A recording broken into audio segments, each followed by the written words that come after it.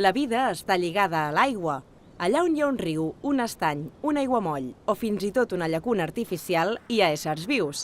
Des d'organismes microscòpics a una gran diversitat de fauna i flora que prolifera quan millora la qualitat de l'aigua. Com podem fer compatible l'activitat agrícola amb el foment de la biodiversitat?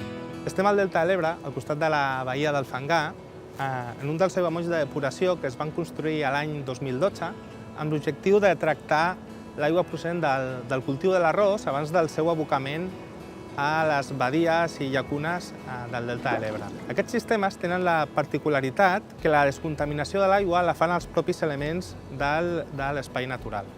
L'aigua és bombada des dels arrossars fins als aiguamolls i després es deixa circular per gravetat per les diferents basses.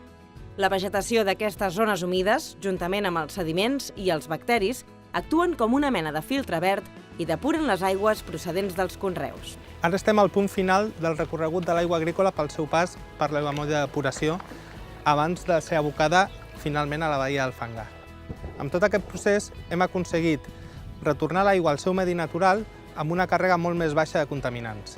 Al Delta de l'Ebre hi ha actualment 2 aiguamolls de depuració, el de l'Embut i el de l'Illa de Mar. És la primera experiència de sistemes passius de depuració que s'hi realitza i està inclosa en el Pla Especial de Protecció del Delta. Aquests aiguamolls de depuració, a part de la seva funció en el tractament de l'aigua agrícola, contribueixen de forma molt important a la biodiversitat del delta. Per exemple, des de la seva formació s'han detectat la presència de més de 130 espècies d'aus diferents, de les quals 75 són aus aquàtiques. En aquests aiguamolls, les aus troben l'alimentació, el refugi i la tranquil·litat necessària per viure-hi.